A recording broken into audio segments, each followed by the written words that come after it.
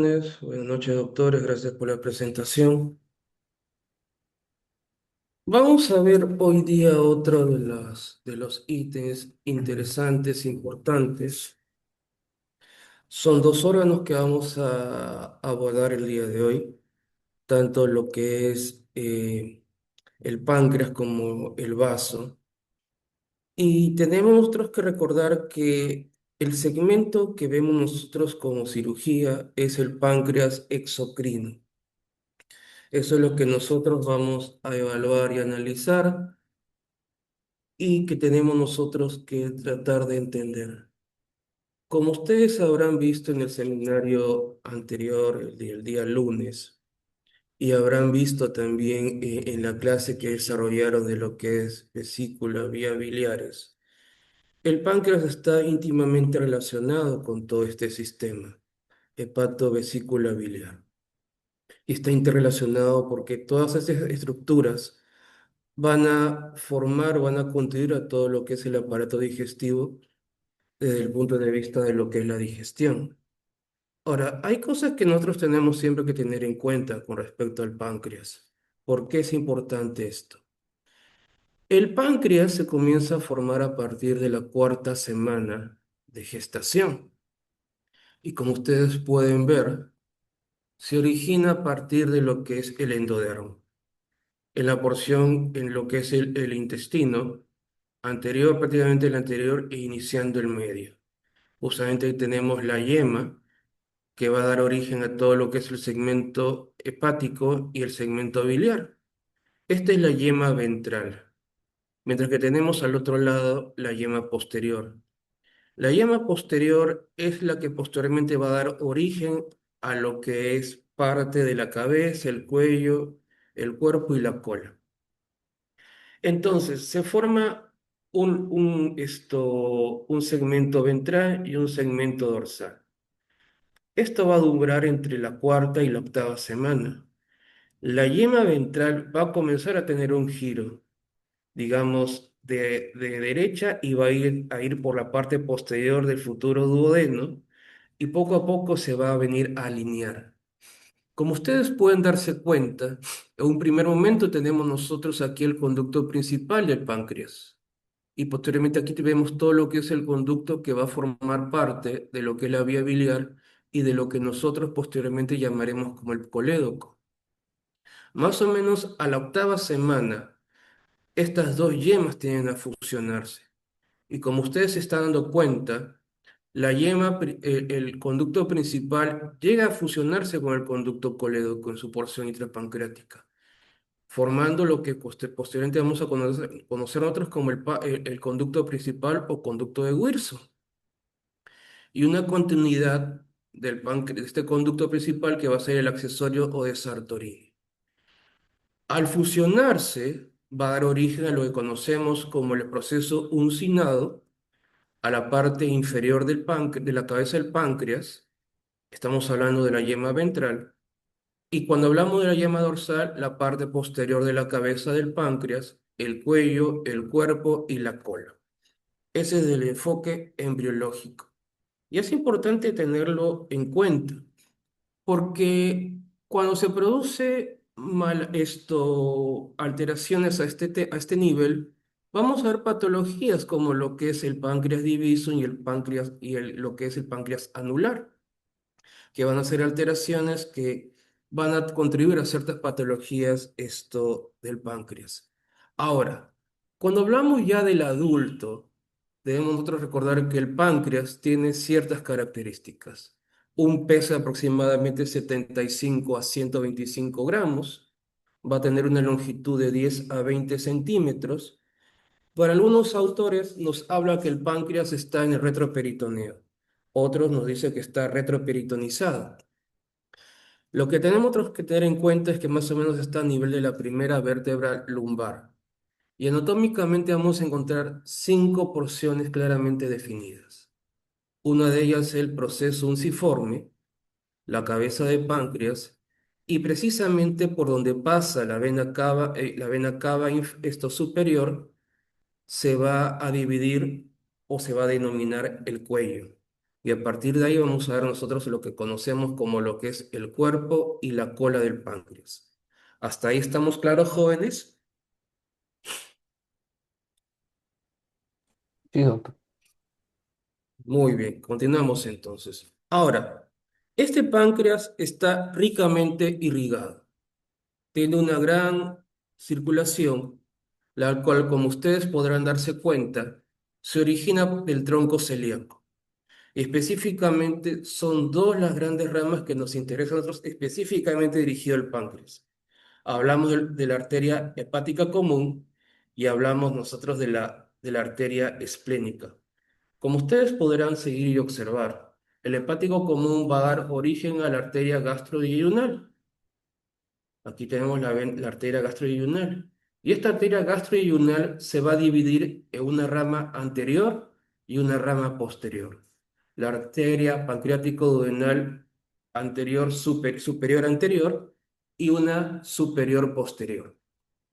Lo mismo va a suceder en la parte inferior. Pero esta vez vamos a ver nosotros que esta rama va a proceder de la arteria mesentérica superior, ya la pancreático-duodenal, la cual va a dar origen a una rama también anterior y una rama posterior, pero esta vez inferior, la cual se va a unir y va a formar una red arterial que va a irrigar a todo lo que es la cabeza y el proceso uncinado. Ahora, si ustedes se dan cuenta y ustedes observan, vamos a regresar, vamos a ver que el páncreas no está exactamente en el centro, sino tiene una porción que está a la derecha y está prácticamente rodeado por el duodeno, píloro, primera, segunda porción del duodeno. O sea, le hace la forma de una C. Como ustedes pueden darse cuenta, el páncreas, el cuerpo, el cuello específicamente pasa por encima de la vena mesentérica superior. Y el proceso uncinado va a venir por detrás de la vena mesentérica inferior y va a llegar hasta la arteria mesentérica superior. Ahora, como les dijimos, hemos descrito todo lo que es la irrigación procedente de la vena hepática común, pero también les hablamos a ustedes que forma lo que es el cuerpo y la cola, está también irrigado por la arteria esplénica, la cual en su trayecto va a ir dando ramas, como vemos nosotros acá, la arteria pancreática dorsal, la cual va a ir por la parte posterior y poco a poco a través de las ramas que se van desprendiendo de la arteria esplénica, así como las ramas posteriores, van a ir irrigando todo lo que es el páncreas en el resto de su cuerpo. También recordemos nosotros que hay un trayecto también venoso que prácticamente recoge toda la irrigación del páncreas, prácticamente va a ser algo similar. Si observamos nosotros a nivel del cuello, vamos a ver que las venas van a confluir ¿en dónde? Van a confluir en lo que es la vena porta y van a confluir en lo que es la vena gastroepiploica derecha. Tenemos otras ramas inferiores, ya las pancreático-duodenales inferiores, que van a desembocar en lo que es la vena mesentérica inferior. Y a su vez también vamos a ver ramas también que van a ir siendo recogidas por todo el trayecto esplénico, ramas venosas que van a ir recorriendo todo el cuerpo y van a irse hasta la vena esplénica, ¿ya? Y no nos olvidemos nosotros, ¿no? Que esto vamos a ver cómo se va a ir confluyendo, ¿no? Uniéndose la mesentérica inferior, va a unirse a la esplénica y posteriormente lo que es la mesentérica superior y todo lo que es la vena esplénica va a formar parte de lo que conocemos nosotros como la vena porta. Ahora bien, cuando nosotros vemos el tema linfático del páncreas, perdón, vamos a ver que toda la red linfática van a confluir a grosso modo en cuatro grupos ganglionares. Es un circuito en el cual todo se va a ir yendo a cada uno de los paquetes ganglionares. Vamos a ver nosotros que hay un paquete ganglionar gastroesplénico en el lado izquierdo, un paquete ganglionar o ganglios esplénicos. Hacia el lado derecho vamos a observar nosotros los ganglios gastroduodenales, los ganglios infrapancreáticos Y vamos a ver también ganglios mesentéricos superiores y ganglios posteriores, los cuales van a ir confluyendo o recogiendo todo, acompañando tanto a lo que es el tronco celíaco, así también como la arteria aorta. Ahora, recordemos nosotros algo. El páncreas o la fisiología del páncreas está, digamos, eh, interrelacionado con la presencia de la colecistoquinina. Si recordamos nosotros, la colecistoquinina no solamente es una hormona que va a actuar solamente a nivel del páncreas, va a actuar a nivel gástrico, dando la sensación de la saciedad o la llenura, va a actuar a nivel de la vesícula biliar, contribuyendo a la contracción y la relajación del esfínter de Oddi para el tema de la eliminación de la bilis, pero a nivel pancreático se va a encargar de estimular la secreción de todo lo que son las enzimas, ¿no? Inactivadas, ¿ya? Que se encuentran o se almacenan en el páncreas. Una vez que la colecistoquinina contribuye a la secreción de las enzimas pancreáticas en el duodeno, las enterocinasas activan todas esas enzimas, iniciando o contribuyendo a lo que es la degradación de lo que son las proteínas y los ácidos grasos. A su vez, también nosotros tenemos la participación de la secretina. La secretina se va a encargar de actuar a nivel de las células S y estas van a estimular la eliminación, secreción de bicarbonato con el objetivo de contribuir y controlar lo que es el pH del duodeno, ya que estamos recibiendo el quimo, que es un pH ácido. Ahora, cuando se produce una alteración en la secreción de estas enzimas, pancreáticas, es donde comienza a producirse todo el tipo de patologías y alteraciones a nivel de esta glándula, que es, ya sabemos que tiene una función endocrina y una función exocrina. Pero cuando esta secreción se ve alterada, estas enzimas se activan antes de tiempo. Donde debería activarse normalmente es en el duodeno, se van a activar dentro del páncreas, a nivel de los conductillos, produciendo lísides, produciendo destrucción, produciendo activación de procesos inflamatorios y liberación de otros elementos que van a contribuir entonces a toda la cascada de eventos de la patología que nosotros vamos a conocer como la pancreatitis aguda. En general, los casos de pancreatitis aguda tienen una evolución, digamos, leve. Se llegan a autolimitar. Hay pacientes que a veces no pasan de un dolor abdominal leve y posteriormente llega como algo incidental. Pero sin embargo, a pesar de ello, de un 10 a un 20% de estos pacientes llegan a ir más allá de lo que es la pancreatitis leve. ¿Y qué va a suceder con ellos? Van a tener procesos que van a llevar entonces a una estancia hospitalaria prolongada y cuya salud se va a ver, digamos, deteriorada. La mortalidad de estos pacientes va a verse alterada según el grado de afectación del páncreas y las características de este grado de pancreatitis. Si la pancreatitis es leve, el grado de mortalidad llega a ser menor a 1%. Pero cuando hablamos de una pancreatitis grave, entonces la progresión también es proporcional a ella, pudiendo llegar de un 10 a un 50%. Ahora, dentro de la conducta de la pancreatitis en general, específicamente la pancreatitis severa, nosotros vamos a ver que la pancreatitis tiene una conducta y justamente fases, que podemos llamarlo así. Clínicamente los ha tratado de dividir en dos grandes fases, las cuales se van a ver esas fases en, digamos, en 4 semanas. En las 2 primeras semanas, que se conoce como la fase temprana, es aquella en la cual va a actuar o se va a ver evidencia de todo lo que es el sistema inflamatorio y lo que conocemos como el famoso CIRS, que puede llevarnos a incluso hasta la falla multiorgánica durante las primeras 2 semanas y posteriormente, a partir de la tercera y cuarta semana, puede agregarse otras complicaciones dentro del cuadro de la pancreatitis. Entre ellas, y una de las más complicadas o temidas, la famosa sepsis de foco pancreático, y que posteriormente es uno a veces, si es que no se llega a solucionar eso, es necesario el manejo quirúrgico. Como ustedes habrán visto cuando desarrollaron las actividades de gastroenterología, se dieron cuenta que el manejo, digamos, de la pancreatitis en la mayoría de los eventos es manejo médico. Sin embargo, hay un porcentaje, ustedes están viendo, de un 10 a un 20%, en el cual ya sale de ese parámetro de leve, llega al grado de severidad. Y según eso, entonces van a venirse las complicaciones en las cuales la cirugía tiene que participar según la presencia de esto. Como ustedes habrán visto en el transcurso de todo su desarrollo académico, la pancreatitis es producida por hay una serie de eventos, patologías que van a contribuir a lo que es la pancreatitis aguda.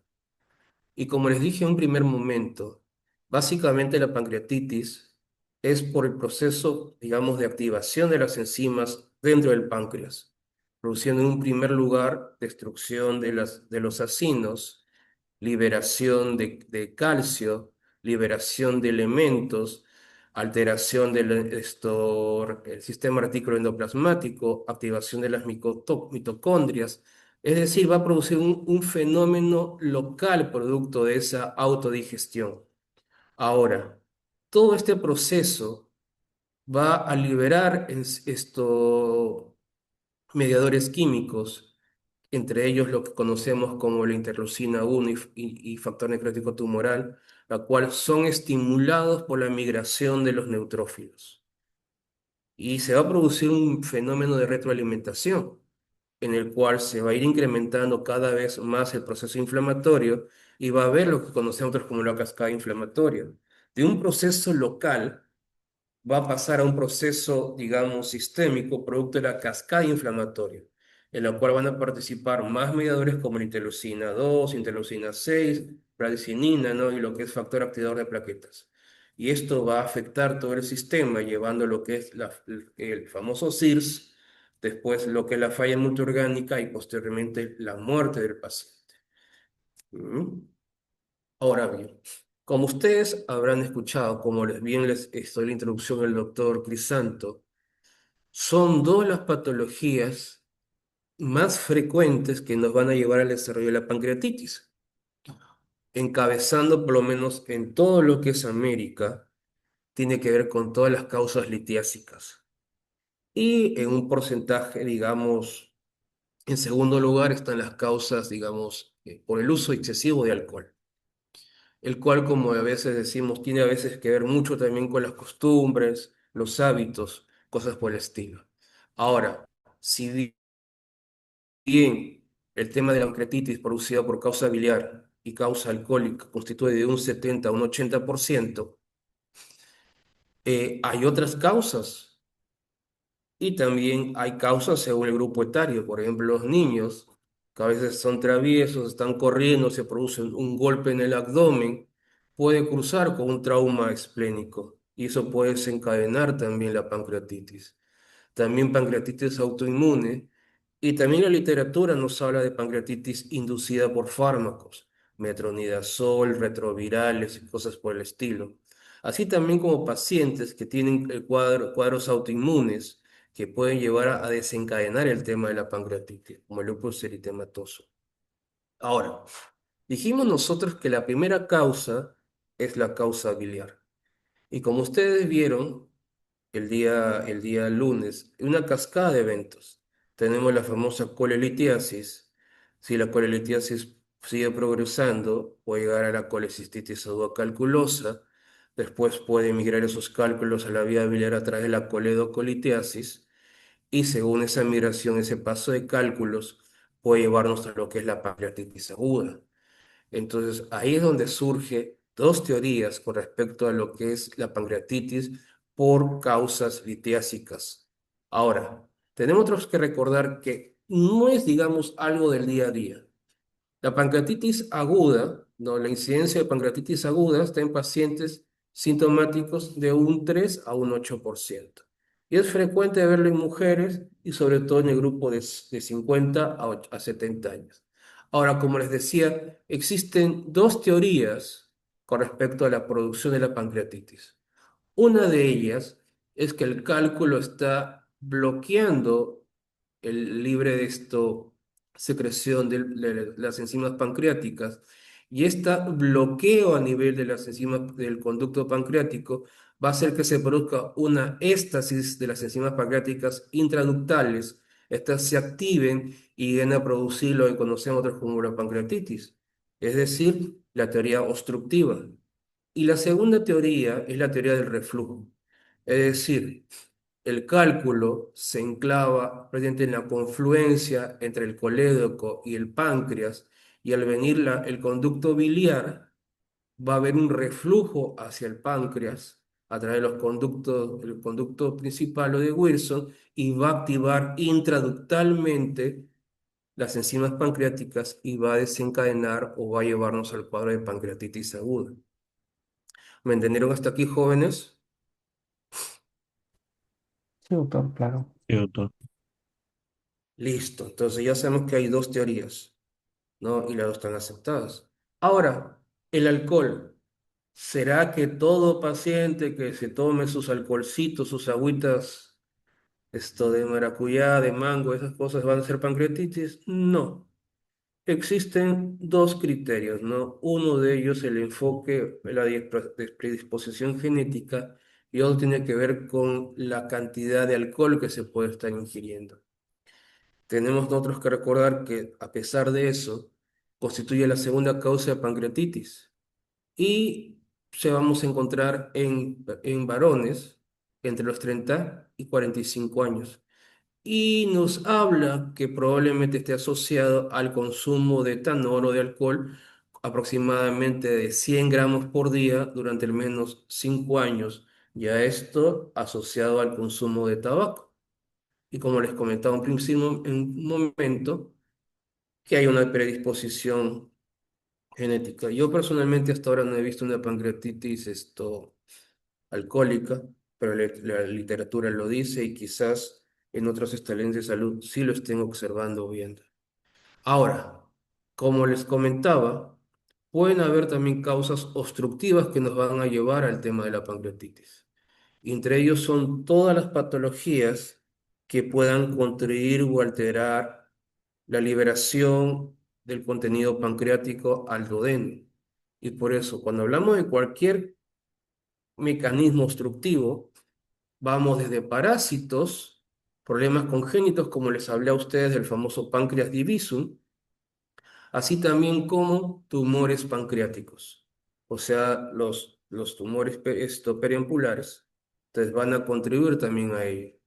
Ahora, también como han habido también anteriormente, procedimientos que han llevado al desarrollo de la pancreatitis, como el caso de la colangiopancreatografía retrógrada o la famosa CEPRE. Por eso es que el día viernes, digo, el día lunes se les dijo, la CEPRE ya no se usa como mecanismo de diagnóstico, sino se usa como mecanismo terapéutico.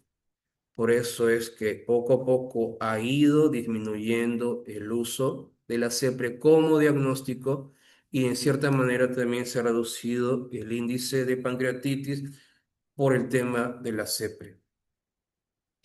Ahora bien, recordemos nosotros que el motivo por el cual ha disminuido el uso de las CEPRES es porque han surgido otros estudios o exámenes que nos permite de una u otra forma evaluar la vía biliar de manera no invasiva. Y esa es la famosa colangioresonancia. La colangioresonancia entonces nos está permitiendo a nosotros poder visualizar la vía biliar y obviar el proceso de CEPRE y decidir qué paciente va a CEPRE y qué paciente puede ir desde el enfoque de la pancreatitis o del enfoque de la coledocolitíasis, qué paciente puede ir a una cirugía para solucionar de manera definitiva. Entonces, es muy frecuente ver este tema de pancreatitis post-CEPRE en mujeres y también se ve una casuística de que si un paciente ha tenido pancreatitis post-CEPRE, es probable que vuelva a tener pancreatitis después de ello. Lo bueno de esto, a pesar del cuadro, porque a nadie el dolor es muy intenso, como define la literatura, de un 90 a un 95% de estos pacientes, su evolución es buena, se soluciona y cede el problema. Ahora, Rápidamente, recordemos la clínica. La clínica es lo que siempre nos han dicho a nosotros. Dolor en epigastrio, de ubicación, esto, a ver quién está preguntando. Doctor, buenas noches.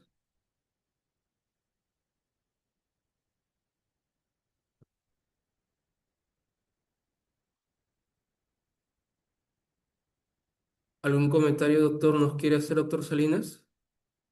No, doctor, adelante. Solamente estoy haciendo una recomendación a los alumnos que al parecer todavía no les queda claro que las cámaras deben estar encendidas y atentos a la clase. Gracias, doctor. Ya, doctor, muy amable. Entonces, debemos recordar nosotros esto, ¿no? El dolor en epigastrio, en zona periumbilical, que se irradia, el dolor en cinturón, como dice la otra la mayoría de los autores. A su vez, también este dolor no va solo, va acompañado de nuestro compañero eterno, que es las náuseas y los vómitos, ¿no? Los cuales no condicionan, entonces que está presente el 90%. Ahora bien, miren, una de las cosas que deben ustedes tener en cuenta con respecto a la pancreatitis es de que se genera, digamos, un secuestro de líquido en diferentes estructuras o componentes del cuerpo. En fases agresivas o avanzadas o severas, la pancreatitis y el grado de pancreatitis llega a producir hasta un hilo inflamatorio, creando un tercer espacio. Al haber un secuestro o una redistribución de la volemia, entonces toda esa redistribución de la volemia sale del intravascular y se va al intersticial, lo cual hace que haya un grado de hipovolemia intravascular. Es decir, nuestro paciente está literalmente deshidratado. Y al estar otro paciente deshidratado, entonces vamos a ver que el paciente tiene una piel turgente. Si ha disminuido la volemia, entonces nuestro paciente va a estar taquicárdico. Y acuérdense que lo primero que se manifiesta es la taquicardia. Cuando ya vemos nosotros que esa volemia sigue progresando de manera, digamos, descontrolada, vamos nosotros a tener lo que es la hipotensión de estos pacientes. Recordemos nosotros, si bien no es, digamos, de aplicación en este tema del tema de pancreatitis, el ATLS cuando nos habla de los pacientes en trauma, nos dice que un paciente para que tenga hipotensión ha perdido de un 30 a un 40% de su volemia, estoy hablando de sangre. Ahora imagínense ustedes, para que un paciente comience a registrar hipovolemia, regresando a la realidad que estamos hablando de pancreatitis, estamos hablando de tercer espacio, estamos hablando de distribución de la volemia, entonces significa que hay un secuestro inmenso de líquido, lo cual se está viendo plasmado en lo que es la hipotensión. En definitiva, también hay un diverso mecanismos. Estamos enfocándonos únicamente en uno de ellos, que es en la redistribución. Y vamos a ver que nuestro paciente va a ir deteriorándose poco a poco. Y al haber ese tipo de problemas, entonces nuestro paciente puede entrar entonces a fallas multiorgánicas. Y a su vez también, como les dije, si hay un hilio, hay un secuestro, hay un tercer espacio, en los grados severos, nuestro paciente va a cruzar con distensión abdominal, va a cruzar con rebote, va a cruzar con rigidez abdominal, ¿ya? Entonces, eso tenemos nosotros que recordar. Y a veces, también nuestro paciente, como dijimos, si la pancreatitis es de origen viral, biliar, perdón, entonces nuestro paciente puede cruzar también con ictericia, con ictericia. Ahora, criterios diagnósticos ya sabemos cuáles son. Tres fundamentos. Lo que es el dolor, lo que es los niveles de amilasa y lipasa y lo que es el hallazgo a través de las imágenes. Siempre se hace el binomio lipasa-amilasa. Sin embargo, no nos olvidemos que la lipasa es mucho más específica para el tema de pancreatitis aguda. Hace aproximadamente, si no me equivoco, 3 semanas, cuatro semanas, nosotros en el hospital tuvimos, por ejemplo, un paciente que fue, digamos, agresión por arma blanca. ¿Ya? Más o menos el orificio de la herida estuvo más o menos a nivel periumbilical o mesogastrio en el lado derecho. Y cuando se entró a cavidad, se encontró que era una lesión de duodeno ¿no? Más o menos nosotros lo calculamos de un 70 a un 80% de sección del duodeno y que había, digamos, rozado el páncreas. Entonces, a las 24 horas se le hizo un control de amilasa y lipasa y solamente se tenía la amilasa, eran, digamos, 9 de la noche, y la amilasa salió con valores de 926.000. Ese fue el valor de la amilasa. Pero ¿qué sucede? Nosotros, sin tener la lipasa, lo tipificamos como una pancreatitis. Y recordemos nosotros que la amilasa no es única y exclusivamente del páncreas, sino que también se ve alterado en el tema de las úlceras pépticas, en el tema de las isquemias mesentéricas, desde el punto de vista ginecológico, la salpingitis, incluso también en toda alteración o lesión de todo lo que es la víscera hueca. Por lo tanto, esos niveles de amilasa y lipasa fueron consecuencia de la agresión duodenal. Entonces, por eso, cuando vemos esos valores, tenemos que ser muy observadores, porque recordemos nosotros, la milasa es muy rápida en aparecer, pero así como aparece también desciende. Mientras que la lipasa es mucho más específica, se presenta de manera mucho más tardía, pero su tiempo de duración es mucho más largo en comparación a la lipasa. Y no olvidemos entonces que la lipasa es mucho más específico para el tema de pancreatitis en comparación a la amilasa porque comparte otras patologías que la van a alterar en sus valores. Y a su vez, regresando al tema de pancreatitis, vamos a ver también que vamos a encontrar alteraciones en la glucosa, vamos a ver leucocitosis y vamos a ver también alteraciones de las enzimas hepáticas, perdón, entre ellas la ALT o la TGP. ¿Hasta ahí me están copiando, muchachos? ¿Hasta ahí me están entendiendo? Sí, doctor. ¿Sí? Muy bien. Entonces, jóvenes, no se olviden. La milasa puede ser un inicio, pero no lo es todo. No lo es todo. Ahora, la pregunta es, ¿y de imágenes qué debo pedirle? Para comenzar, jóvenes, las imágenes no son, digamos, obligatorias en un primer momento para ver el tema de pancreatitis. Viendo la parte clínica y la parte laboratorial, podemos tener una noción que estamos frente a una pancreatitis. Las imágenes, si bien forman parte de la triada para el diagnóstico planteado por Atlanta, las imágenes se reservan exclusivamente para ver la evolución del paciente o cuando el paciente tiene una mala evolución o cuando no sabemos qué está sucediendo o no hay una respuesta al tratamiento. Entonces necesitamos saber qué sucede, qué debemos hacer, qué podemos incluir e incluso poder determinar a priori la severidad de nuestro grado de pancreatitis. Entonces, ¿nos es útil el tema de una radiografía de abdomen en estos pacientes? La verdad, directamente relacionado con la pancreatitis, no. Una radiografía de abdomen no nos es útil para el tema de pancreatitis. Sin embargo, nos va a ayudar a hacer diagnósticos diferenciales. ¿Qué tal si estamos frente a una úlcera perforada? Porque no nos olvidemos que el dolor dice que es a nivel epigástrico, periumbilical. Y con suerte, podemos incluso, ¿se acuerdan que les decía que el páncreas literalmente es abrazado por el duodeno? Abrazado por el duodeno, entonces puede suceder que ese proceso inflamatorio hace que el duodeno se dematice y en la radiografía podamos ver nosotros un duodeno dilatado, un duodeno, digamos, dibujado completamente como cuando vemos acá. Entonces, no es la radiografía, no nos va a dar gran aporte, sino para el tema de diagnósticos diferenciales. La ecografía para el tema de pancreatitis no nos es de mucha ayuda. Sin embargo, sí nos ayuda a nosotros a definir y a decir exactamente la causa de nuestra pancreatitis. Si hacemos una ecografía y vemos que en nuestras vesículas hay piedras, bueno, claro, en pacientes que no han tenido el diagnóstico previo, entonces, más la clínica, más el tema de las enzimas pancreáticas alteradas y una ecografía de litiasis vesicular positivo, nos acerca entonces a la certeza de que la causa de nuestra pancreatitis es biliar. El examen que es más utilizado de cajón es la tomografía. Y cuando recordamos nosotros, pedimos siempre una tomografía trifásica.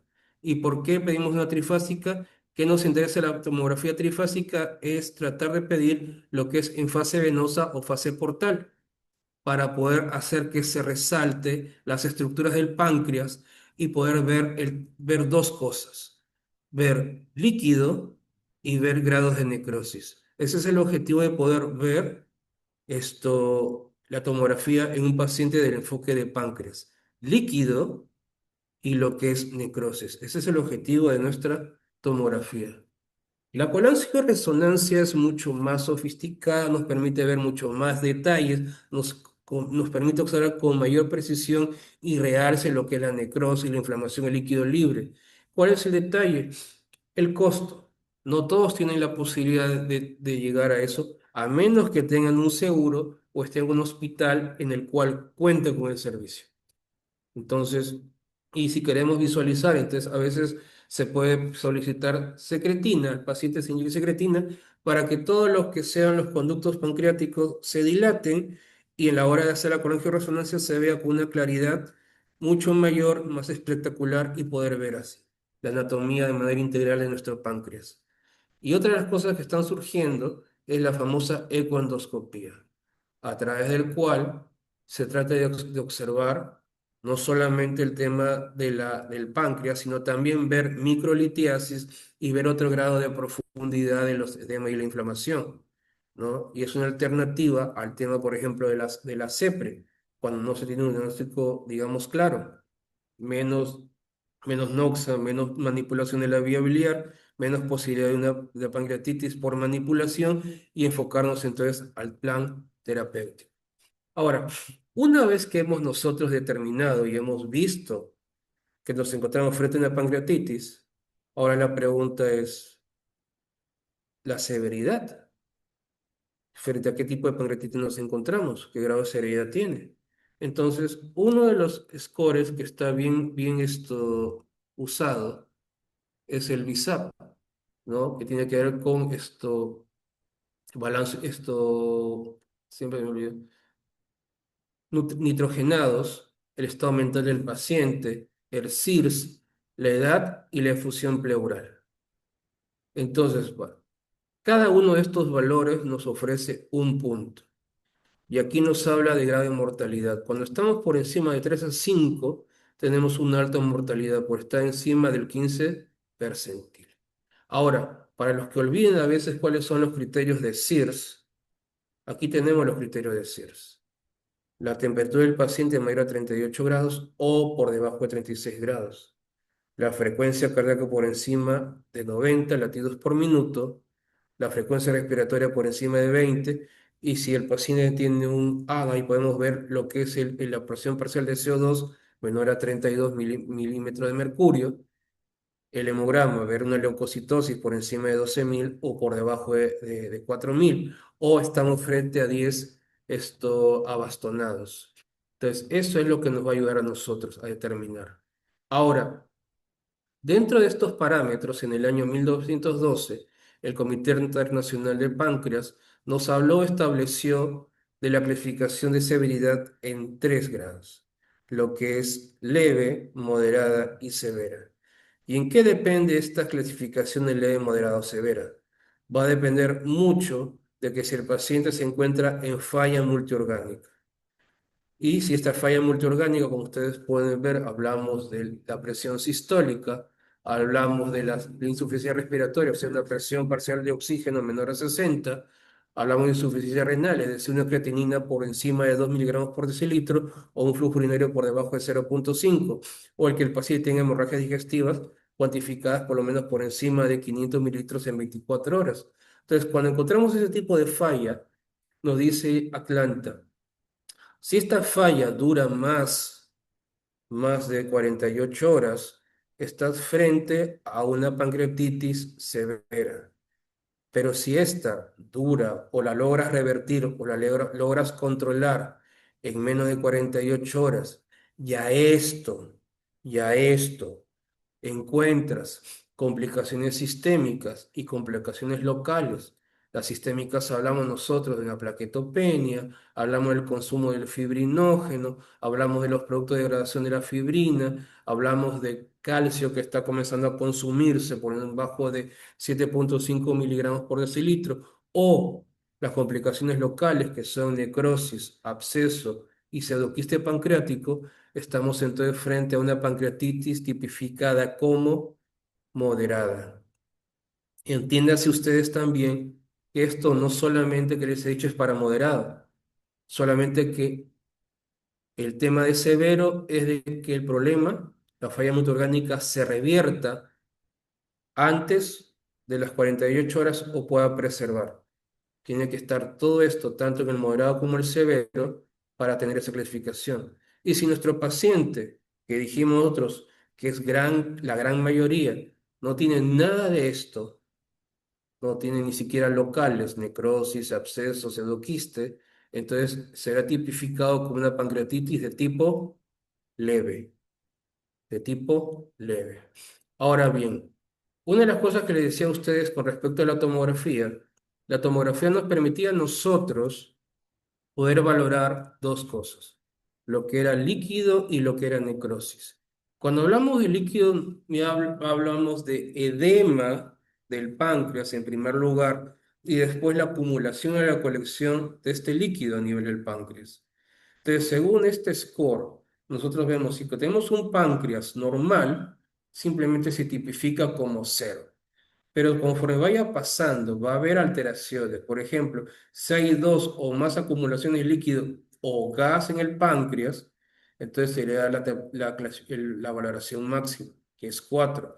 De igual manera, si hay necrosis, según la superficie, más de un 30%, de un 30 a un 50%, más de 50%, entonces el valor máximo es de 6. La suma de estos dos valores, tanto de la inflamación pancreática como la necrosis pancreática, nos va a dar un puntaje, ¿no? Si el puntaje está entre 7 y 10, la mortalidad es de un 17% y la morbilidad de un 92%. Es decir, nos ayuda a establecer un pronóstico de nuestro paciente según el grado de severidad tomográfico. ¿Hasta ahí estamos bien, jóvenes? Sí, doctor. Hasta ahí no he dicho nada que no ustedes sepan. Es lo que ustedes han revisado cuando llevaron el tema de gastroenterología. Y también recordamos nosotros que el pilar del tratamiento, como dijimos, es manejo de líquidos, manejo del dolor y la nutrición temprana. Entonces, la hidratación debe ser personalizada. Todos nos dicen el lactato de Ringer, pero como ustedes se habrán dado cuenta, estos pacientes, según va progresando la patología, bien sea moderada o bien sea severa, va a haber alteración o falla de órganos, los cuales eso nos hace o nos obliga a tratar de monitorizar y ver cómo va la función respiratoria, cómo va la función cardíaca y cómo va la función renal, ¿no? Y sobre todo, pues en este caso sí necesitamos un monitoreo de manera invasiva. Como ustedes se habrán dado cuenta cuando revisamos los otros criterios, vemos cómo que está la saturación baja, vamos la frecuencia cardíaca está baja, un grado de perfusión alterado, un grado de deshidratación del paciente. Entonces es importante entonces que nosotros dentro de nuestra evaluación siempre veamos la oxigenación del paciente y podamos ver esto. Y el manejo del paciente respecto al dolor es a través de opiáceos. Es un dolor tan intenso que dar paracetamol o metamizol a veces se queda corto. Sí es verdad que hay pacientes con pancreatitis leve que responden a esto, pero los que llegan a grado de severidad necesitan el uso de opioides para manejar de manera adecuada este tipo de dolor. Ahora, la nutrición es importante iniciarla. ¿Qué tipo de nutrición? Lo ideal es todo lo que entra por la boca, la nutrición enteral.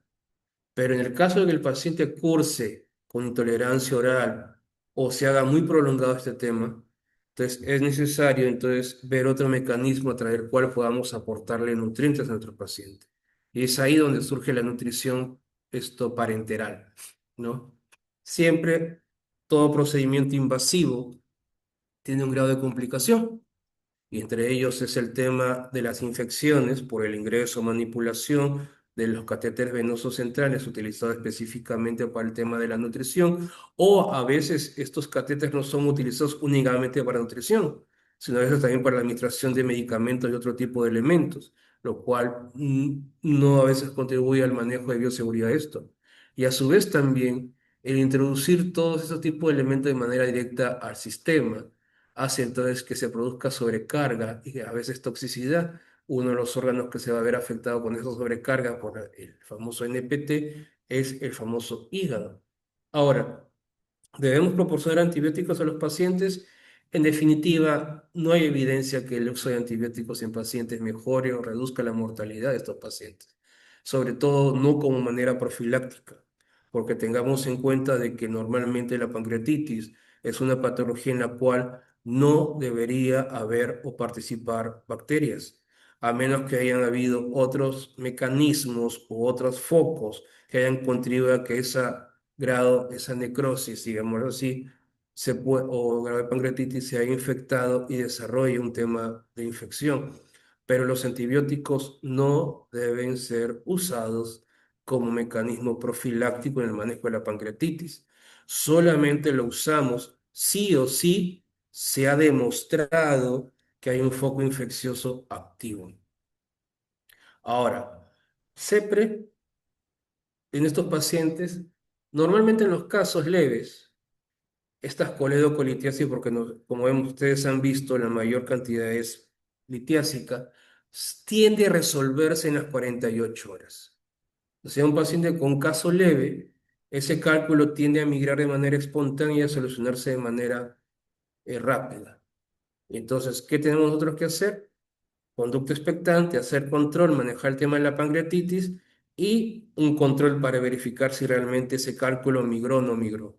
Ahora, ¿en qué pacientes sí necesitamos hacer CEPRE? En aquellos que ya hemos demostrado la presencia del cálculo y que se encuentren en pancreatitis, perdón, en colangitis o cuyo cuadro esté yendo de manera deteriorada. Y ahora bien, tenemos otros que recordar que en pacientes en edad avanzada, en la cual está contraindicado la CEPRE, podemos nosotros hacer a través de la CEPRE una esfinterotomía y colocar un stent para poder drenar la vía biliar. Cirugía, lo ideal, esto de pacientes cuya pancreatitis ha sido resuelta sean operados en el mismo evento. Es decir, se controla el grado de pancreatitis y el paciente pueda ser operado para dar solución a esto. ¿Por qué es necesario hacer eso? Porque en definitiva, si no abordamos esta fuente, que es la vesícula, entonces hay un 30% de posibilidad que vuelva a recurrir la pancreatitis de foco pancreático. Es un caso que tenemos nosotros de un paciente de 75 años que el día que lo llamamos para ser operado, entró ese día haciendo su cola, comenzó con el dolor típico, epigastrio, flanco, con mucho dolor. Entonces, el colega de la mañana de hospitalización que iba a programar entró a ver al paciente y el paciente estaba todo envuelto como un caracolito en su cama, un adulto mayor delgado. Se le hizo todo el pedido de laboratorio y efectivamente tenía amilasa en 3000 y lipasa en 2000, una pancreatitis. Se le comenzó a manejar la pancreatitis, se le pidió colangioresonancia, una tomografía, y nos salió el famoso Baltasar D. Entonces, un paciente de 76 años, con edema, Baltasar D, colecciones. Entonces, en esos casos, tuvimos otros que esperar que el paciente revirtiera el tema de la pancreatitis. Pero no nos olvidemos nosotros, como les digo, ya un Baltasar D nos habla de un grado de severidad ya interesante, moderada, simplemente desde el enfoque de las imágenes, porque recuerden ustedes lo que les dice con respecto a esto. Ya hablamos nosotros, a ver, vamos a ver, caramba.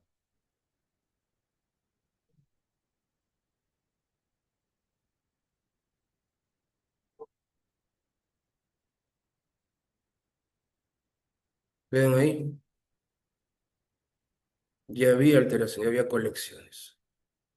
Ya no estaba claramente aquí definido según esto.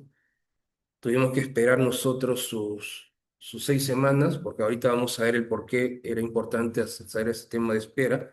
Porque como les digo, en los pacientes con grado moderado, tenemos que esperar por lo menos nosotros 6 semanas antes de dar un tratamiento definitivo, porque el grado de complicaciones es mayor en estos pacientes. Pero como les dije, en los cuadros severos es muy posible, probable, solucionar el problema en ese mismo momento para disminuir la recurrencia. Este mismo paciente estuvimos esperando y solamente en esas 6 semanas el paciente volvió a hacer otra pancreatitis aguda. Hizo su recurrencia.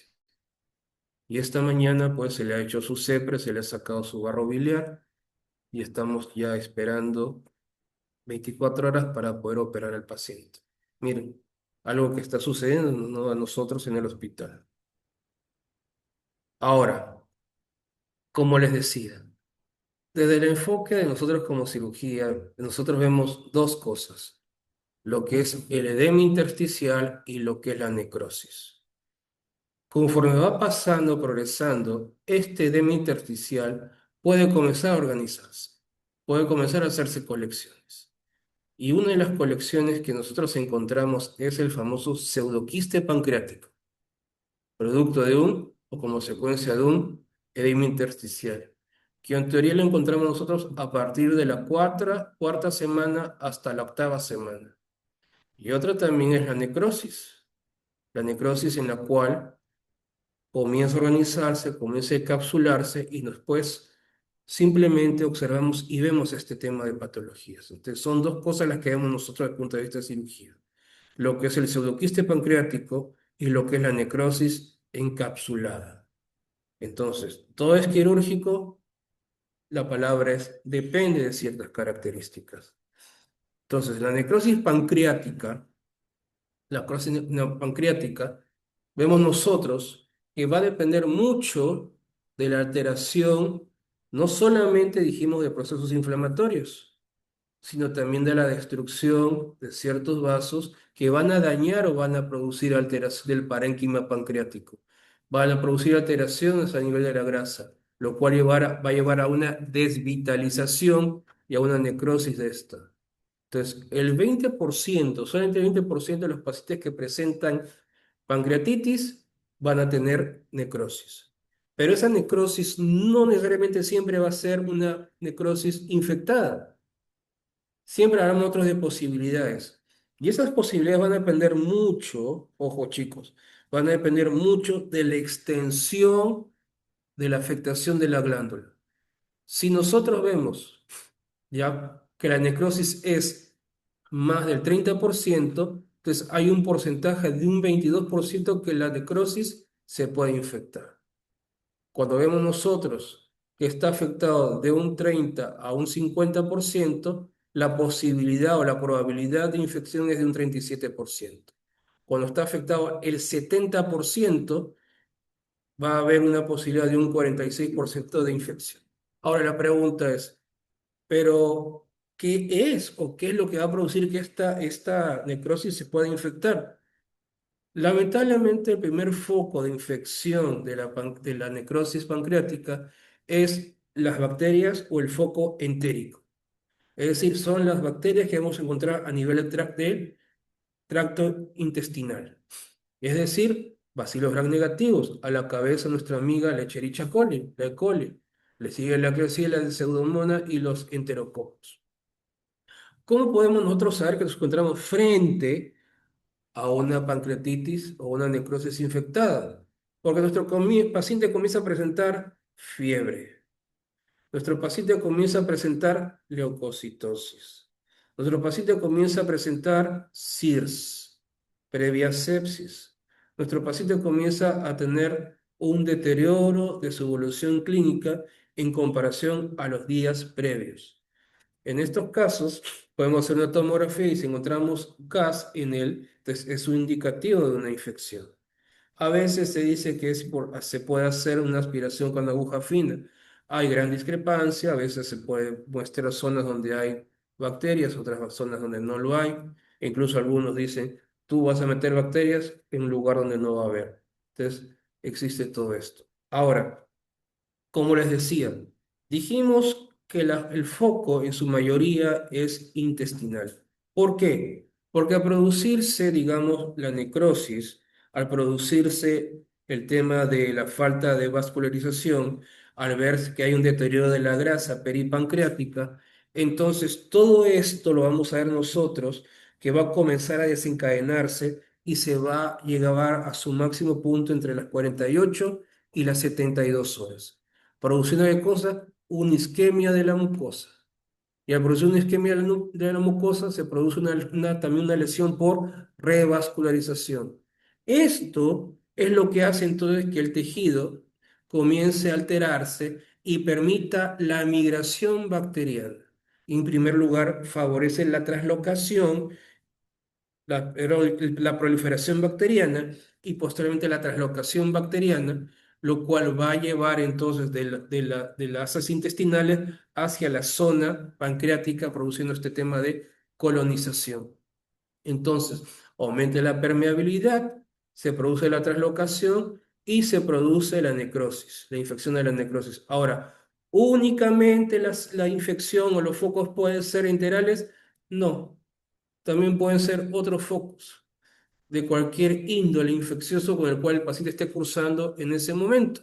Pueden ser de focos respiratorios, pueden ser focos vasculares de tanto estar cambiando vías o faltando cambiar las vías o no tener las medidas de bioseguridad, la manipulación de los catéteres venosos centrales o incluso también hacer ciertos procedimientos que pueden llevar entonces a una infección de la zona. Por eso, contaminación, sea de infecciones a distancia, y también de procedimientos al cual nosotros estemos sometiendo a nuestro paciente. Todas las necrosis deben ser atendidas. No todas. Las necrosis sin infección, las necrosis sin foco infeccioso, no debemos tocarlas, no debemos manipularlas, a menos que nuestro paciente cursa con otro tipo de manifestaciones, como es que esté cursando con la clínica de una obstrucción intestinal por compresión o con una obstrucción biliar igual por compresión, por edema. Entonces, o el dolor es intenso. Entonces, solamente en esos casos se podría participar. Caso contrario, solamente es conducta expectante y observar. E incluso cuando nosotros encontramos una necrosis infectada, entonces lo que nosotros deseamos es que esa necrosis esté encapsulada, esté bloqueada, esté rodeada, para poder hacer un trabajo mucho más preciso. Y seguimos, por eso es que a veces necesitamos ir jugando riesgo-beneficio con estos pacientes para optar el momento más preciso. Ahora, antibiótico, sí. ¿Qué antibiótico es el más ideal? Los carbapenenes. Esos son los de primera línea porque tienen una buena penetración a nivel del tejido pancreático los carbapenenes. Ya, no se olviden ustedes de eso. ¿Son los únicos? No.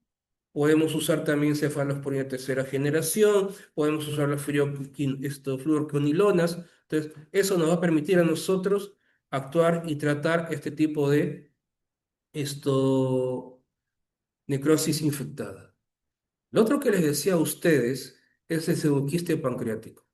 Entonces, hemos visto nosotros que de un 20 a un 30% de los pacientes pueden hacer necrosis infectada, y necrosis, perdón. Ahora, el tema del pseudoquiste pancreático es de un 5 a un 15%. Pueden tener lo que se conoce como pseudoquiste pancreático, que es la organización, la estructuración de todo lo que es el líquido peripancreático. Ven ustedes aquí. ¿Qué es lo curioso del pseudoquiste pancreático? El pseudoquiste pancreático no tiene una cobertura epitelial. El pseudoquiste pancreático no tiene una envoltura epitelial, sino es una cápsula formada por colágeno. Y esta se tiene a organizar, como les dije anteriormente, de 4 a 8 semanas. De 4 a 8 semanas. ¿Ya? Ahora, ¿cuáles son los síntomas que van a presentar estos pacientes? Miren ustedes, ¿ah? Este quiste, pseudoquiste pancreático. A ver, especulando, ¿qué estructuras puede estar presionando ahí el pseudoquiste pancreático?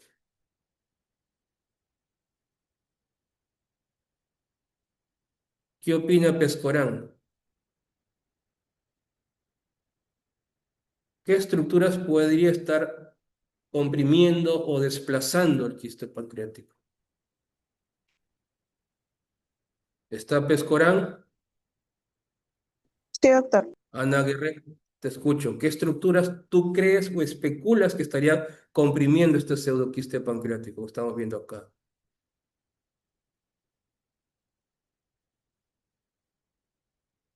¿Sería el vaso? Bueno, tenemos aquí el vaso, pero ¿qué otra cosita más?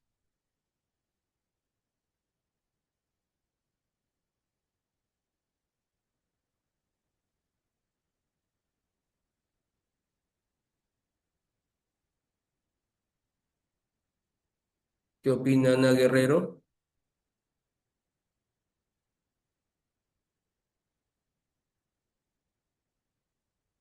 Ana Guerrero está en la sala, ¿Me escucha? ya nos abandonó. No, doctor, estoy aquí. Te escucho.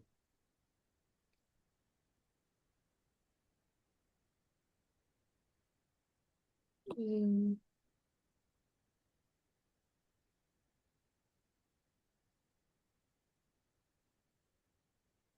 En las imágenes previas, ¿viste alguna de las relaciones del páncreas con los órganos circundantes? ¿Podría ser el estómago también, doctor? ¿Duodeno? El estómago, muy bien. ¿Qué otra Duodeno, cosa más podría estar por ahí? o la vía biliar, duodeno. Duodeno, excelente. Entonces, si se dan cuenta ustedes, pues esa compresión, ¿qué te va a producir? Aparte del dolor, te va a producir saciedad precoz, te va a producir náuseas y vómitos. Va a hacer que tu capacidad gástrica se disminuya, comprima o presione según la ubicación también del pseudoquiste pancreático, ¿no? Entonces, este paciente va a tener toda esta sintomatología, ¿ya? Ahora, si pedimos nosotros un diagnóstico por imágenes, podemos pedir una tomografía, pero una resonancia, ¿no? Y en algunas oportunidades se puede hacer una ecoendoscopía y hacer una aspiración con aguja fina. Ahora, esto sí quiero que ustedes lo graben bien. Cuando se analiza el contenido del aspirado del pseudoquiste pancreático, vamos a encontrar que hay amilasa elevado, amilasa elevado, ausencia de mucina y CEA bajo. Esas son las características del líquido del pseudoquiste pancreático. Amilasas elevadas, ausencia de mucina y bajo CEA. ¿Lo grabaron, jóvenes? Sí, doctor. Listo, entonces ya lo tienen en mente. Muy bien. Sigamos entonces. Entonces, miren este videíto del pacientito que les había dicho a ustedes que lo íbamos a operar y después hizo su pancreatitis. Observen, observen. También comenzó a hacer su famoso pseudoquiste pancreático, específicamente a nivel de la cola. Entonces, es un pacientito también que hay que poner ojo, pestaña y ceja. Muy bien. Entonces, todos los pseudoquistes pancreáticos se operan, como le dije, depende. De un 70% de estos pseudoquistes pancreáticos tienden a evolucionar de manera favorable. Y especialmente cuando miden menos de 4 centímetros. Pero los que no logran regresionar, no logran solucionarse de manera espontánea, entonces a veces es necesario llevar a procedimientos. Uno de los procedimientos actualmente más empleados, porque entre comillas es menos agresivo, es el abordaje endoscópico. Pero cuando no es posible, entonces tenemos que ir otros a lo que es el drenaje de manera quirúrgica. En los lugares donde hay cirujanos con habilidad laparoscópica, se podrá hacer de manera laparoscópica, y en lugares donde no se tenga el equipamiento o el cirujano no tenga la pericia, pero es necesario hacer el procedimiento, se hará de manera abierta. ¿Ya? ¿Cuáles son sus complicaciones de estos pacientes? Pueden ser las hemorragias, las fístulas pancreatopleurales, obstrucciones duodenales o biliares y rotura y que sea también infectada. Ahora, ¿hasta ahí está claro todo, jóvenes?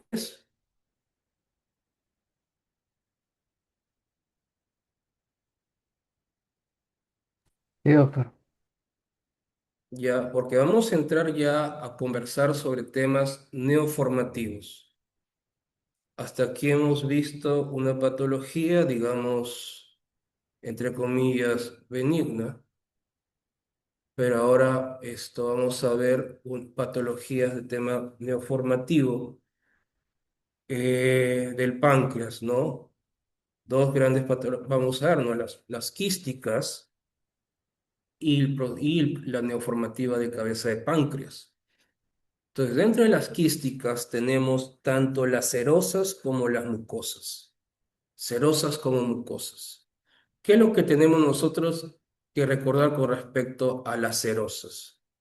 Las serosas, relájense muchachos, son de naturaleza benigna o, no, o mejor dicho, tienen bajo potencial en malignidad.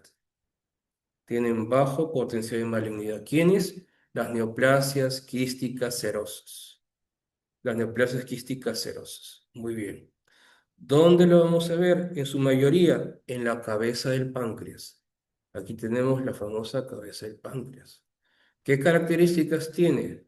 Clínicamente pueden ser asintomáticos, pero hay veces que el paciente presenta un dolor inespecífico, puede tener pérdida de peso y a veces puede comprimir y producir,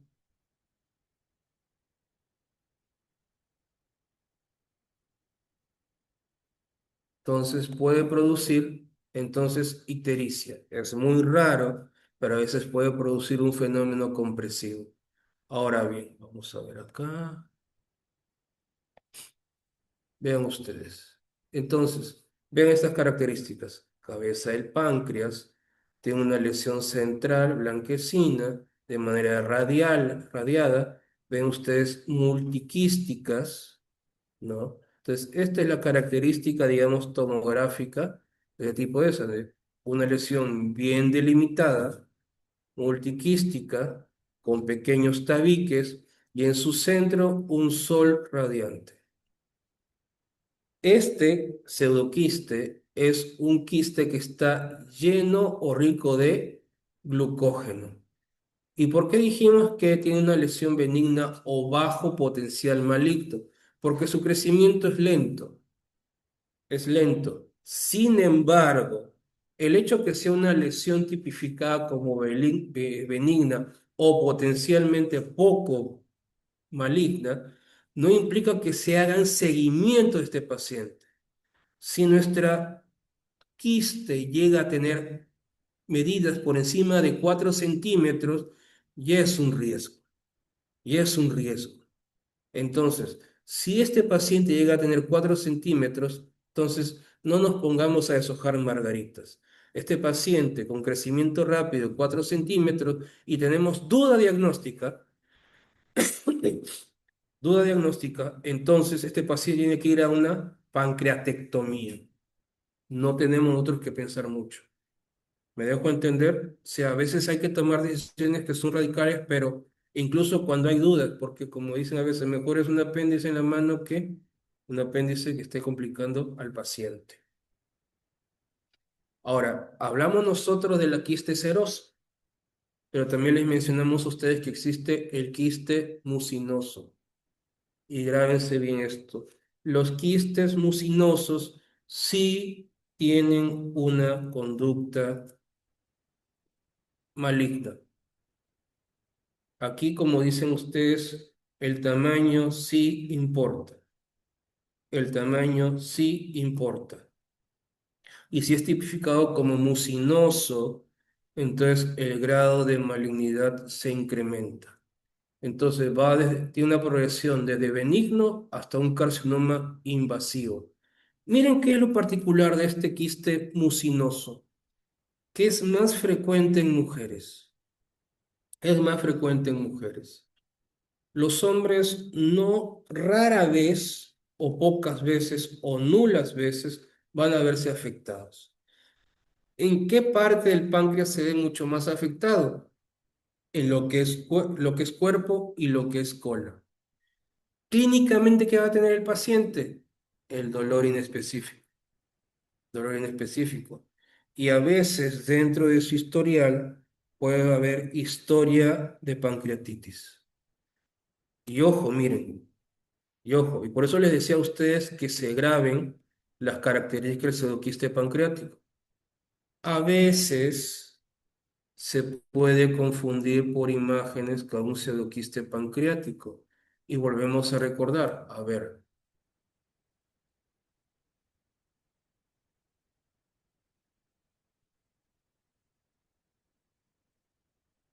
falla Severino, Sí, falla doctor. Severino, Sí, doctor. falla. ¿Recuerdas tú cuáles eran las características del aspirado con aguja fina del contenido del pseudoquiste pancreático? Era la amilasa alta, el, Alta, el amilasa alta, CA, ¿qué más? el CA bajo Sea y, abajo, muy bien. y la ausencia de mucina. Exacto. Entonces, esos tres valores son los típicos del pseudoquiste pancreático. Entonces, por imagen nos puede confundir un pseudoquiste pancreático. Pero vean ustedes, tiene una calcificación periférica, como dice casca de huevo, tiene un quiste único, tabique central, pero miren ustedes. Ay, caramba, otra vez me emocioné. Aquí estamos. Pero miren, como les dije a ustedes siempre, el tamaño sí importa. Mientras más grande, más riesgo de malignidad y hay nódulos murales. ¿Cuál es la característica, chicos? Grábense esto. El quiste mucinoso no tiene comunicación con los conductos pancreáticos. Su epitelio produce mucina. Entonces ya comenzamos a ver otras diferencias con el pseudoquiste pancreático. Produce mucinas las células epiteliales. Y hay un contenido alto en receptores hormonales, o sea, tiene estroma ovárico. Por eso, por este detalle de receptores hormonales positivos, un estroma tipo ovárico, es que se asocia frecuentemente a mujeres. Y aquí están las características que les decía. El CEA está elevado, sobre 192 nanogramos por decilitro. Es rico en mucina y bajo en amilasa. Entonces, esa es la característica que lo hace diferente del pseudoquiste pancreático. ¿Cuál es el manejo? ¿Expectante, conservador? No. Siempre, siempre, siempre tiene un riesgo de malignidad y por consiguiente tiene que ir a resección quirúrgica. ¿Quién? Voy a repetirles. Neoplasia quística mucinosa. ¿Ya? Entonces, miren ustedes, a pesar de eso, tiene un mejor pronóstico del adenocarcinoma y la sobrevivencia cuando se actúa de manera oportuna, chicos. El diagnóstico oportuno es el que va a marcar la diferencia, que llega de un 50 a un 60%. ¿Hasta ahí me han copiado, chicos? Sí, doctor. Listo. Ahora, dijimos que el mucinoso no tiene comunicación con los conductillos o con los conductos pancreáticos. Sin embargo, tenemos una variante, la neoplasia mucinosa papilar intraductal. Neoplasia mucinosa papilar intraductal. Esta sí tiene relación con los conductos pancreáticos. Con unos solos, no, con todos los conductos. Tanto los conductos principales como los conductos laterales. Con los principales y los laterales. Entonces, cuando se produce, aquí le digo las ramas laterales, que pueden ser multilobulares y puede ser unilobular, no se preocupe. Y también puede ser también mixto, que significa que encontramos tanto a nivel de los conductos principales como en los conductos laterales. ¿En quiénes vamos a encontrar esto? En los adultos mayores entre los 60 y los 70 años. ¿Cómo lo vamos a diagnosticar? Como una tomografía o una resonancia magnética. Entonces, aquí vemos nosotros la clasificación de alto riesgo, lo que es el neoplasia mucinosa papilar intraductal de los conductos principales, de los conductos laterales y mixtos. Ahora, ¿qué decimos nosotros de los conductos laterales? Que afecta solo a los conductos secundarios o los laterales, solo a ellos. Puede ser multifocal, pero también puede ser unifocal. Puede ser un solo segmento, como vemos acá, un solo segmento, o también puede ser varios segmentos que puedan estar afectados. ¿Ya? Estos tienen un riesgo maligno bajo, o sea, de un 10 a un 15%. ¿En qué radica? Les vuelvo a decir, aunque suene broma, grábense esto, en el tema de las neoplasias mucinosas y también de las serosas, les vuelvo a repetir, el tamaño sí importa. El tamaño sí importa. Entonces, en el tema de las neoplasias, de ramas laterales, tenemos que ver, si mide menos de 2 centímetros, aún respiramos, solamente hacemos vigilancia. Si está de 2 a 3 centímetros, tenemos que individualizar, paciente uno por uno. Pero si el paciente tiene una longitud, un diámetro mayor a 3 centímetros y a esto hay síntomas, este paciente tiene que ir a la cirugía. En el caso de los conductos principales, como ustedes pueden ver aquí, conductos principales, vemos nosotros que se produce una gran dilatación en los conductos principales. Recordemos, su epitelio produce mucina. Y ojo, los conductos principales sí tienen un alto riesgo de malignidad. Ambos tienen, por si acaso. Por eso es de que tenemos nosotros que hacer un seguimiento de estos pacientes. Pero el principal, los principales centrales, llega hasta un 50% de posibilidad de malignidad.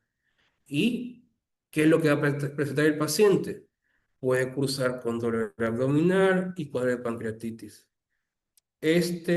Pacientes deben ser sometidos a procedimientos quirúrgicos. Procedimientos quirúrgicos. Entonces, en comparación, el que tiene mayor riesgo maligno es el conducto principal.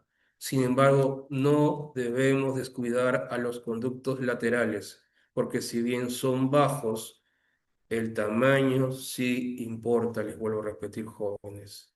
Y los mixtos tienen el mismo comportamiento que los principales.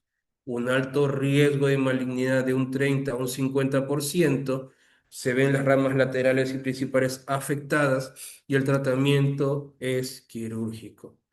¿Qué es lo que debemos nosotros visualizar? ¿Qué es lo que nos debería preocupar? Es algo un poquito más específico, pero es el tamaño del quiste. Más de 3 centímetros, recuérdense ustedes. Punto de corte, más de 3 centímetros.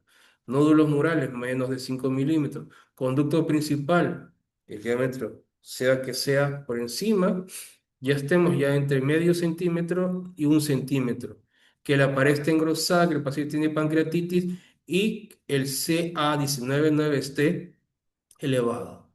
Cuando hablamos de alto riesgo, cuando el nódulo mural mide más de 5 milímetros y el conducto principal está igual o mayor a 1 centímetro, y a esto el paciente cursa con ictericia obstructiva. La secreción mucinosa en estos pacientes es muy espesa, muy obstructiva, por eso que el paciente puede cursar por el tema ictérico. Y los pacientes con alto riesgo siempre tienen que ser sometidos a cirugía. Entonces, si se hace una aspiración con aguja fina, entonces vamos a encontrar que lo que vamos a ver siempre es el CEA elevado. La mucina está elevado. La amilasa está ahí variable, pero no son, son valores que nos haga pensar en cosas, digamos, que como el tema de la pancreatitis. En el tema de las imágenes buscamos lo que es la dilatación. Ya se han dado cuenta ustedes. Vemos otros que el quiste esté comunicando. Si el quiste no tiene comunicación y es mucinoso, entonces hablamos de un quiste mucinoso. Pero si tiene comunicación, estamos pasando en neoplasias mucinosas papilares intraductales. En estos pacientes, ¿qué tenemos que hacer? Va a depender mucho de los segmentos alterados, del tipo de estoneoplasia ductal, de la extensión de esto. Si hay segmentos, digamos, no afectados, podría intentarse una pancreatectomía parcial. Pero si hay grado de displasia, es multifocal, hay gran afectación de todo el páncreas, entonces digamos una pancreatectomía de todo el órgano. ¿Estamos ahí estos jóvenes?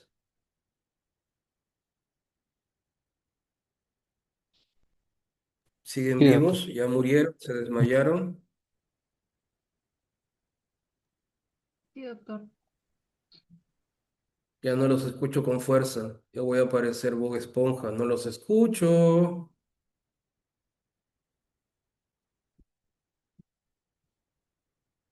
Delegados, ¿siguen vivos? Sí, doctor. Listo. Entonces, tumores periampulares. Recordamos nosotros que son 4 los tumores periampulares. A la cabeza está el cabeza de páncreas, aunque suene irónico. La cabeza de páncreas, le sigue lo de la ampolla de Vater, continúa con lo que es el colangiocarcinoma distal y al final lo que es el cáncer de duodeno. El más común es el de cabeza de páncreas. Hay diversos autores, algunos dicen que está en un 66% de los casos de cáncer de los periampulares, otros dicen que llegan hasta el 90%, pero lo que sí está claro es que el diagnóstico oportuno de todos los procesos neoformativos va a depender mucho de la progresión o la recuperación de este paciente. Entonces, veamos el tema del cabeza de páncreas, es decir, la adenocarcinoma de páncreas exocrino, que prácticamente, como les digo, decir, es el cáncer periampular más frecuente en estadística, ¿no? Y se origina de los conductos exocrinos del páncreas. ¿Cuál es el problema? Que este proceso, esta neoformación, se diagnostica de manera muy tardía, ya cuando no hay mucho más que hacer. Entonces, con un diagnóstico tardío hay un mal pronóstico. Entonces, es la tercera causa de muerte en los países occidentales. Y miren ustedes, cuando se trata de hacer alguito, por decirles algo, a los 5 años solamente se llega a un 8% de sobrevida. Es bajo, es muy agresivo. Y la incidencia, porque escuchen ustedes, desde que inicia el proceso neoformativo hasta que se manifieste, como recordarán ustedes, dura en promedio 10 años. Ese paciente ha venido a trabajar, desarrollando ese proceso neoformativo durante 10 años para haber llegado a eso. 10 años en el cual no se ha hecho diagnóstico y por eso el grado de sobrevivencia es bien bajo. Es, digamos, ligeramente más frecuente en varones y como le digo, la mortalidad depende mucho tanto del tiempo del diagnóstico, así también como la tasa, digamos, la diseminación de este proceso. ¿Cuáles son los factores de riesgo que van a contribuir a ello? Dice el tabaco, pacientes con pancreatitis crónica. Algunos autores hablan también de la diabetes mellitus, pero sin embargo lo que llama la atención es la diabetes mellitus de reciente aparición.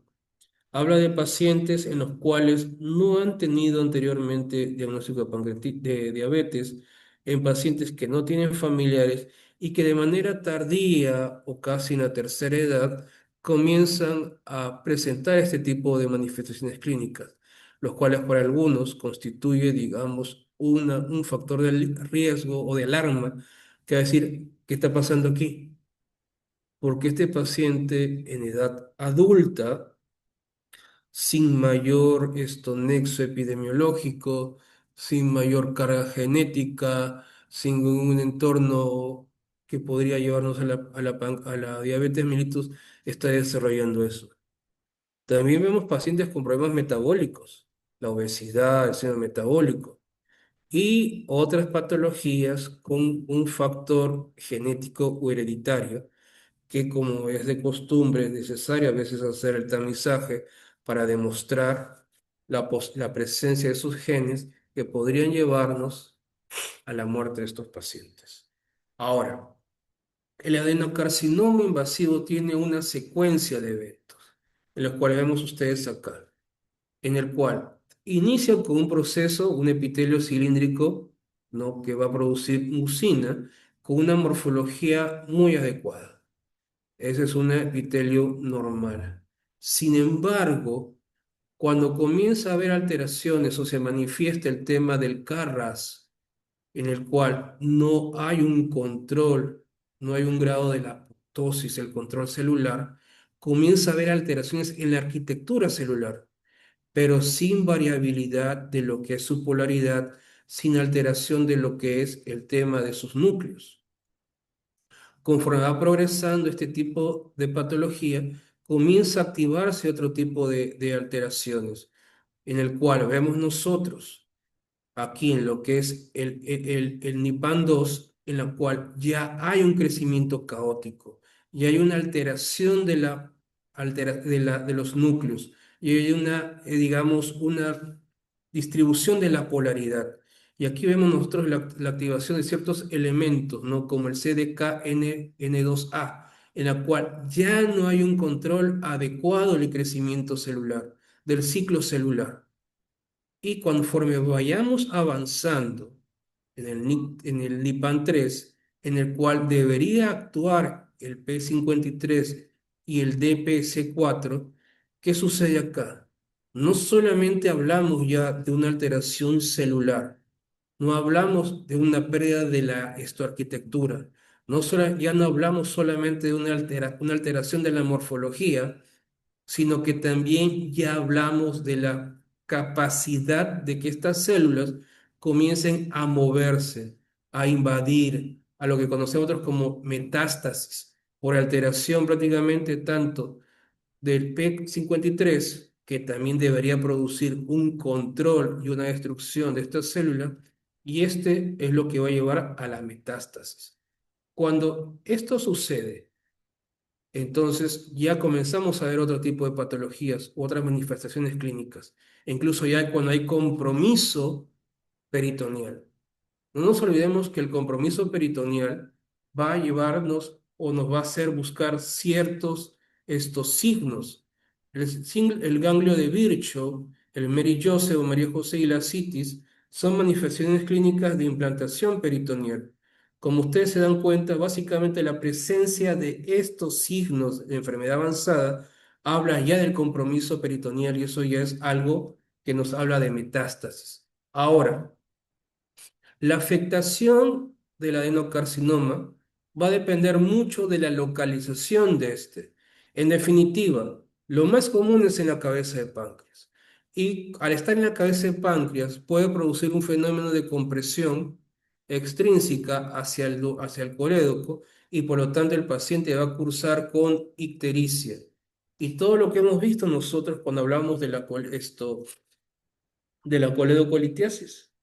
lo que es la ictericia, la colura y la colia. Cuando los niveles están por encima de 7 hay prurito, y en este caso podemos incluso hasta palpar la vesícula, el famoso síndrome de Courvoisier. Entonces, es importante ver eso. Yo recuerdo un caso, pero ponerme a contarlo es hacer esto mucho más largo. En el caso del cabeza, el cuerpo de cola, el cuerpo y cola, el dolor va a ser algo irradiado. Se ha de dar cuenta de que mientras más lejos esté la cabeza, el cuadro no esperábamos esperar encontrar ictericia, pero sí va a haber el tema de pérdida de peso y el diagnóstico va a ser mucho más tardío. Y vamos a ver cómo este paciente va a estar anoréxico, va a estar caquético y, como les comentaba, en algunos va a presentar diabetes de inicio reciente. ¿El CA19-9 nos va a ayudar a hacer diagnóstico? No. El CA19-9 no nos ayuda a hacer diagnóstico, nos ayuda a hacer seguimiento. No es útil para hacer tamizaje.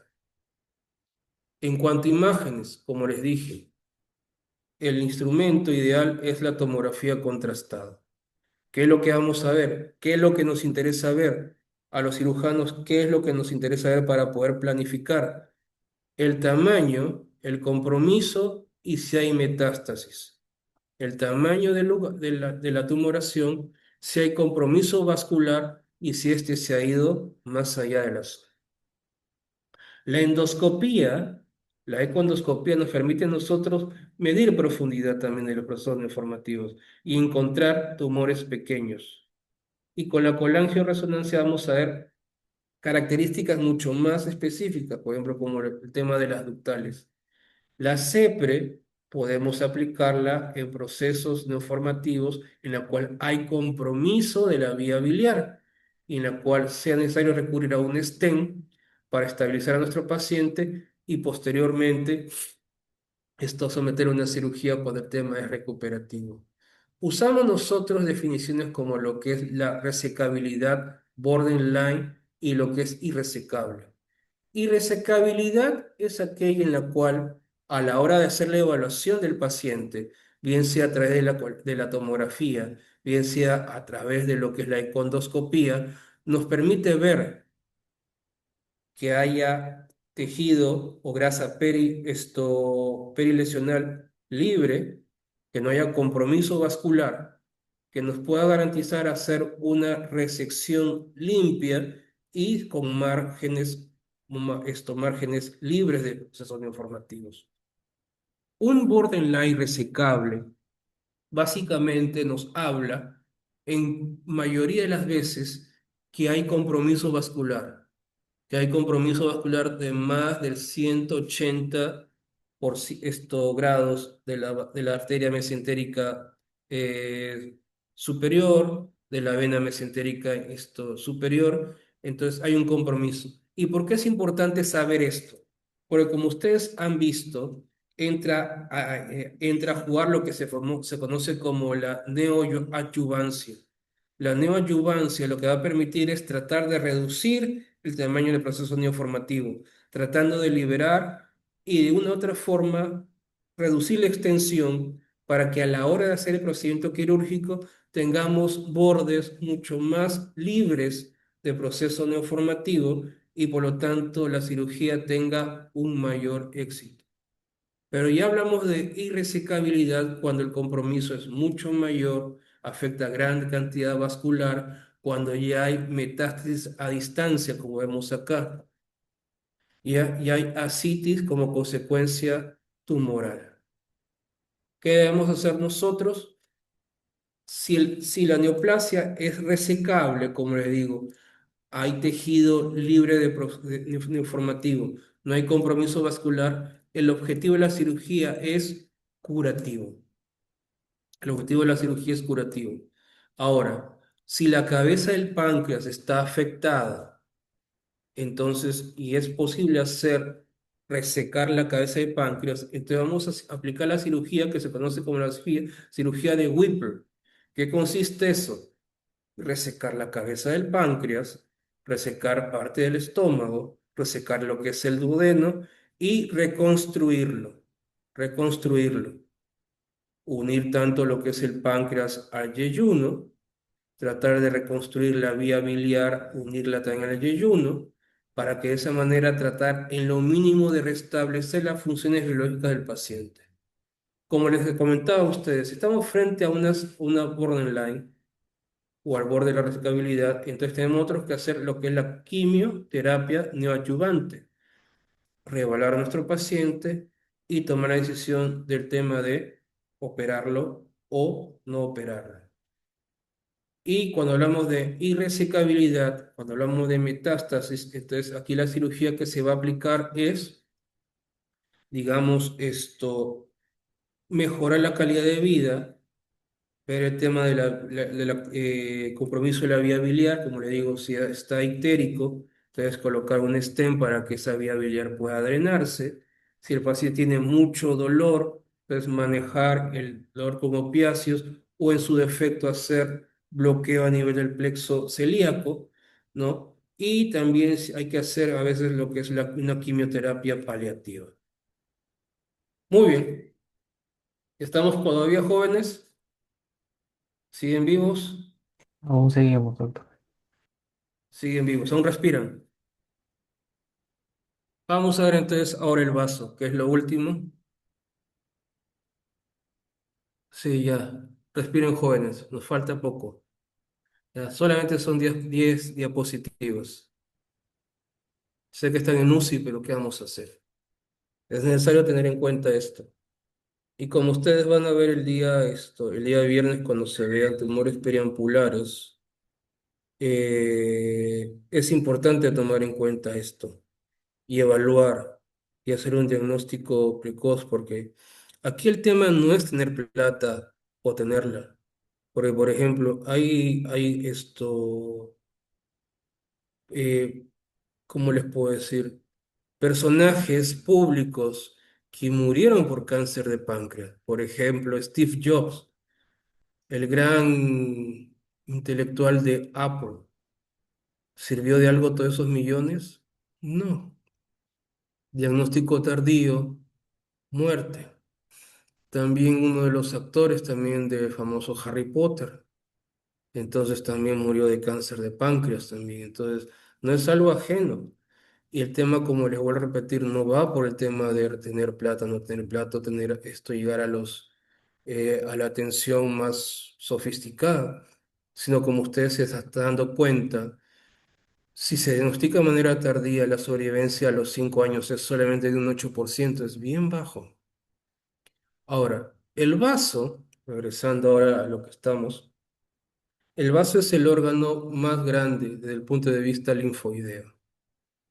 ¿Ya? Es el más grande y también tiene un montón de funciones, sobre todo la de regular todo el sistema hematológico del cuerpo.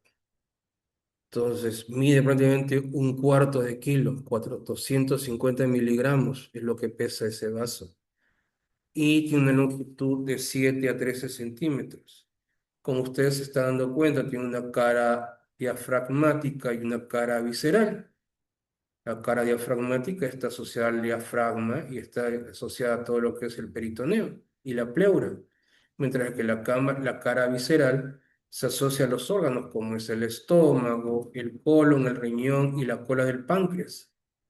Entonces, es un órgano intraperitoneal y tiene elementos de fijación. Entre ellos, por ejemplo, el que va a unir tanto el vaso con lo que es el diafragma, el esplenofrénico, el estómago con el vaso, el gastroesplénico, o el riñón, el esplenorrenal, lo que va a fijar el colon, el esplenocólico. Entonces, esos son los elementos de fijación del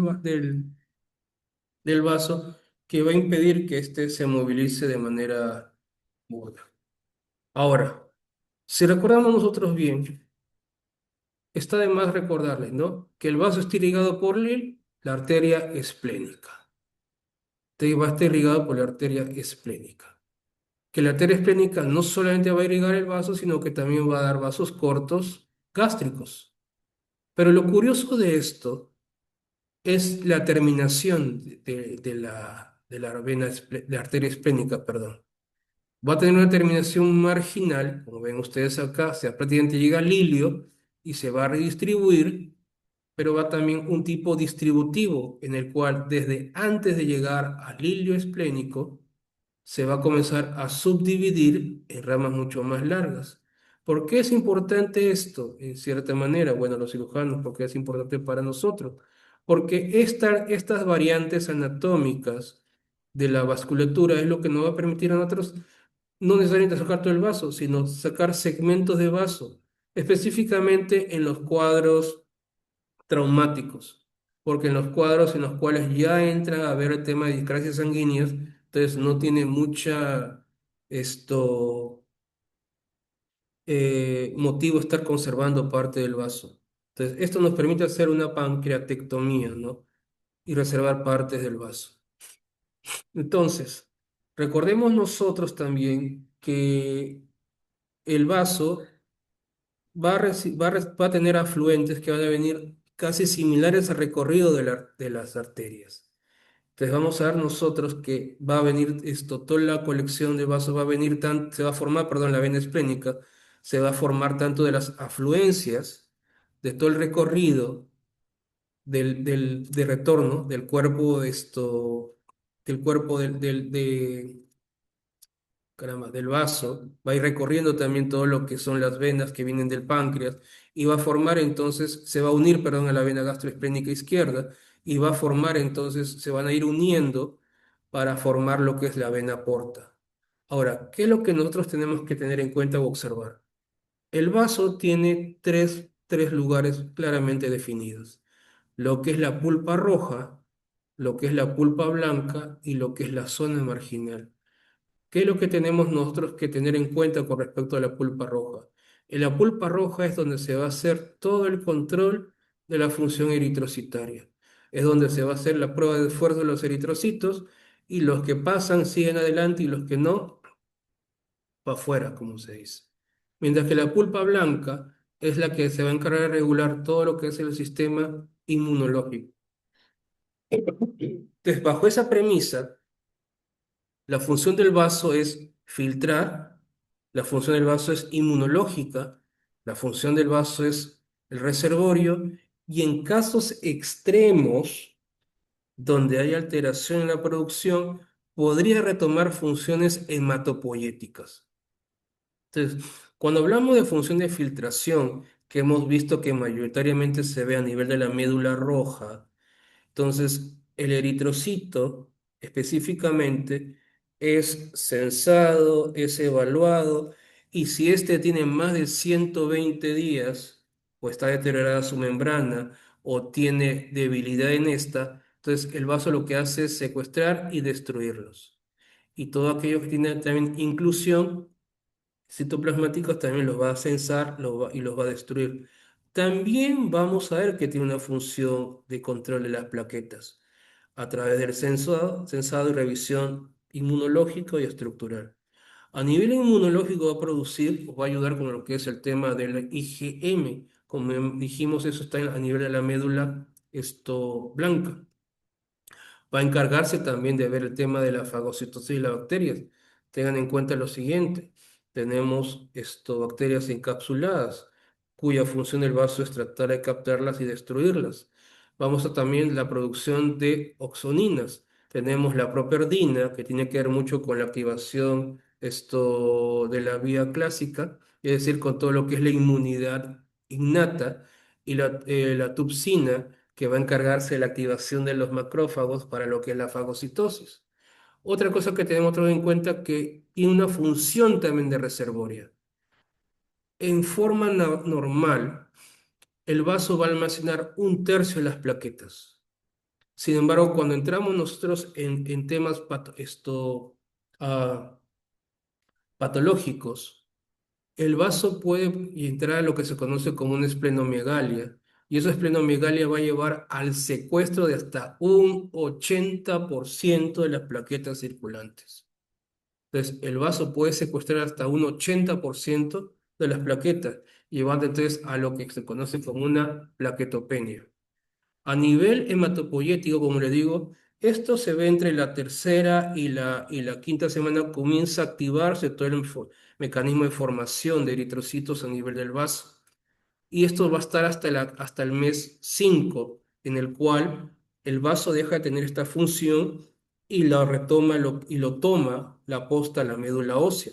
Pero cuando se producen alteraciones hematológicas, quiloproliferativas, entonces el vaso tiende a recuperar esa función y a contribuir entonces a la formación de una eritropoiesis extramedular. Entonces, ¿qué debemos nosotros tener en cuenta con respecto al vaso? Existen tres cosas bien claras: lo que es la esplenomegalia, lo que es el hiperesplenismo, lo que es la esplenia o la hipoesplenia. ¿Qué es lo que produce esplenomegalia? Bueno, ustedes siempre lo han visto, ustedes cuando han hecho su evaluación en el tema de medicina, evaluar al evaluar, al tocar, al palpar el vaso. Pero lo que tenemos otros que recordar es que la esplenomegalia puede ser producida por cuadros infecciosos, puede ser producida por cuadros hematológicos, puede ser también producido por hipertensión portal. ¿Qué es el hiperesplenismo? Literalmente es el secuestro de las tres series hematológicas, es decir, la serie roja, la serie blanca y las plaquetas. Entonces, el vaso lo que hace es secuestra estos tres elementos, se produce una caída y entonces eso lo conozco desde el enfoque de vaso y eso es un hiperesplenismo. Y el asplenismo tiene que ver mucho con la caída de la función inmunológica, específicamente como hemos visto del IgM, lo que son las oxininas, como hemos visto en el caso de la estropopertina, la tupsinina. Entonces tiene que ver en el tema de lo que son inmunológicos y en lo que son los encapsulados. Recordemos cuáles son los encapsulados: los estreptococos hemófilos, el hemófilos influenza, perdón, estreptococos pneumoniae, hemófilos influenza y la Neisseria meningitidis. Estos son los encapsulados que básicamente cuando se va a una cirugía programada, tienen que recibir el paciente sus tres vacunas. Si hablamos de pacientes en trauma, en el cual no hay mucha cosa que hacer y hay que retirar el vaso, entonces eso se hace posteriormente al procedimiento. Ahora, ¿qué qué enfermedades son las que nos pueden inducir o llevar a una esplenectomía?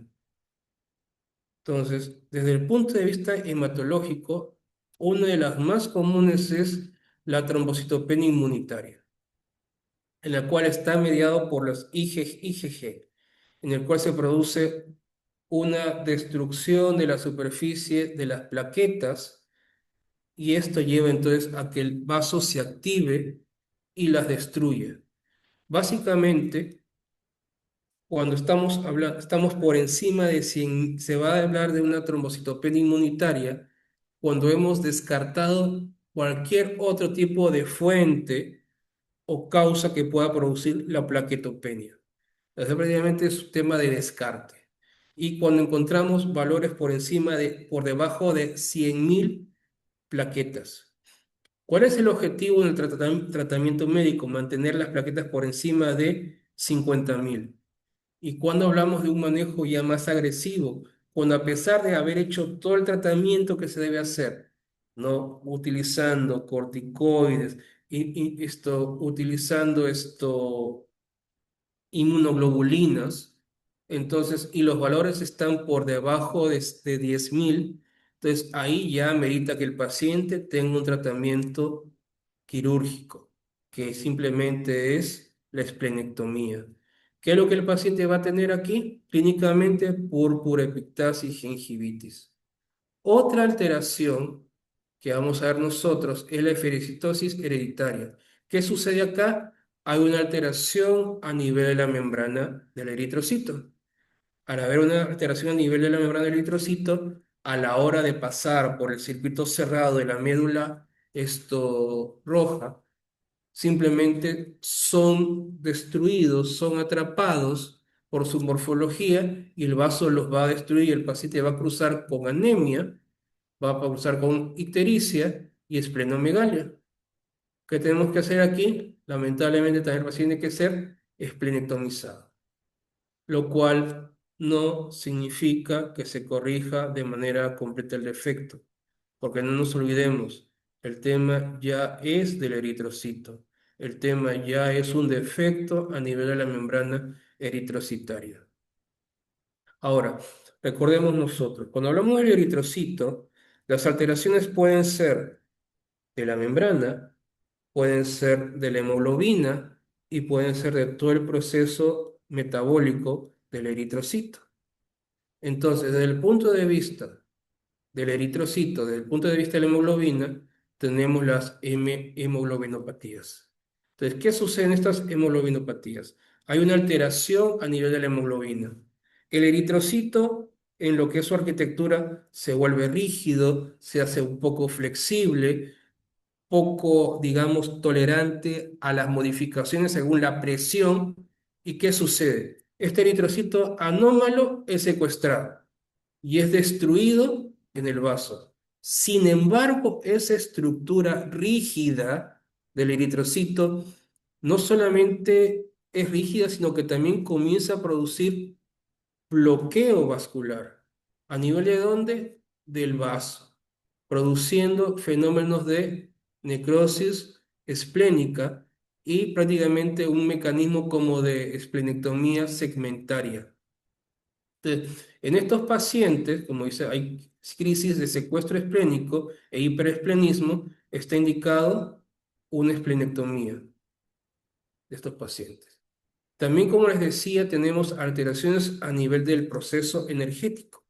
Tenemos una célula eritrocitaria que no cumple sus funciones, que el proceso de ATP y ADNP está deficitario, por lo tanto nuestra célula está con poca energía, está muy lábil y el vaso simplemente lo que va a hacer, encuentra esta célula debilitada, hipoactiva si queremos llamarlo así, por la falta de energía y la va a destruir. ¿Ya? La va a destruir. Entonces el tratamiento es esplenectomía en casos severos. ¿Para qué? ¿Con qué objetivo? Con el objetivo de disminuir la hemólisis. El objetivo de esto es disminuir la hemólisis. Después tenemos patologías infiltrativas, como el tema del linfoma. El linfoma infiltra el vaso, altera su estructura, altera su composición, produce entonces esto esplenomegalia, hiperesplenismo, y por lo tanto vamos a ver que el paciente va a tener ¿qué cosa? Cuando dijimos hiperesplenismo, hablamos que hay caída de toda la serie blanca, la serie roja y las plaquetas, y las plaquetas. La leucemia es otra patología también de proliferación maligna que va a actuar ¿qué cosa? A las células hematopoyéticas. Va a infiltrar el vaso, va a producir esplenomegalia masiva y por lo tanto la indicación quirúrgica es en casos en los cuales el cuadro es muy severo o en el caso que a pesar de todas las maniobras que se están realizando para manejar la leucemia, vuelve a recurrir. Entonces, solamente en esos casos donde no se puede manejar clínicamente, donde los cuadros son severos, entonces ya es necesario someter al paciente a un procedimiento quirúrgico. Desde el punto de vista, digamos, infeccioso y no infeccioso, existen los famosos quistes esplénicos, que pueden ser parasitarios y no parasitarios. La literatura nos habla, la literatura americana, nos habla que los parasitarios son muy pocos. Sin embargo, cuando ustedes, si alguno de ustedes llega a hacer su internado en Lima, se van a dar cuenta que todos los pacientes de la zona altoandina, de la sierra del Perú, tanto centro como sur, van a cruzar con una patología que se llama esto quiste hidatídico. Quiste hidatídico. Y este quiste hidatídico es parasitario, ¿no? En el campo, el perro y el ser humano llega de manera fortuita. Este quiste hidatídico se puede encontrar tanto en el hígado, se puede encontrar tanto en el vaso, y cuando se rompe produce un shock anafiláctico fatal en el cual a veces es difícil controlar. Por eso estos pacientes, antes de ser operados, hay que manejarlos con antiparasitarios y dentro del procedimiento quirúrgico hay que tratar de inactivar esa secreción del quiste hidatídico a través de soluciones hipernatrémicas al 3%, y otros irritativos. Entonces, para tratar de controlar y hacer extraer digamos, el quiste. En cuanto a los accesos esplénicos, podemos ver que hay excesos esplénicos que son uniloculados y multiloculados. Los uniloculados, chicos, están asociados más a pacientes pediátricos. Uniloculados están asociados más a pacientes pediátricos y normalmente son monobacterianos, monobacterianos. Mientras que los adultos, ¿ya? Son multiloculados, son infecciosos, son bacterianos, son polimicrobianos, hay un montón de microbios, y los lugares siempre son de otra fuente. Pueden ser, van por vía hematógena, ¿no? Y pueden producir endocarditis. ¿Qué vamos a hacer? Se va a comportar como un proceso infeccioso, como un absceso. En este caso, el paciente va a cruzar con fiebre y va a tener dolor en hipocondrio derecho. El mecanismo o la forma de manejo de este paciente es a través del drenaje y en el peor de los casos, si no hay más que otra cosa o el vaso está bien deteriorado, hacer la esplenectomía. Pero lo ideal es tratar en lo posible de conservar el vaso. Pero si no hay nada más que hacer, entonces hay que hacerlo. El trauma esplénico no es algo ajeno a nosotros acá en el Lambayeque. Tenemos acá la marginal, tenemos acá esto, hace unos días, pues esto, tuvimos un accidente de carretera Pumalca-Tumán. Eh, las motocicletas son un factor de riesgo, no hay una cultura vial. Entonces, donde los traumas abdominales son fatales. Y es importante que nosotros entendamos el concepto de un trauma abdominal cerrado y tratar de monitorizar al paciente. Y uno de esos órganos que se ven lesionados en el trauma abdominal cerrado, lo dice la literatura, hígado y vaso, en primer lugar vaso. Normalmente los traumas esplénicos llegan a autolimitarse, pero en otras oportunidades no lo hacen y el sangrado es masivo, el paciente se choca, si hablamos hemodinámicamente, y es necesario entrar a hacer una cirugía de control de daños, si es posible, preservar el vaso, pero a veces hacer una esplenectomía para poder controlar la vida del paciente. El trauma esplénico, si es que no hay alteración hemodinámica, entonces se puede manejar con conducta expectante y hacer un seguimiento por ese paciente, tiene que controlar, tiene que quedarse en el hospital, no puede ser manejado de manera ambulatoria. Y el hiperesplenismo, que ya sabemos que se debe, ¿no? A una destrucción masiva, excesiva de todas las series hematológicas que nos va a llevar a nosotros tanto a la anemia, la leucopenia y la trombocitopenia. ¿Quiénes son los que favorecen este tipo de cosas? Enfermedades hematológicas y la cirrosis hepática. Entonces, solamente se hace esplenectomía en los casos severos. Muy bien, jóvenes. Espero, digamos, haber podido tocar lo más importante que me hayan podido entender en esta noche.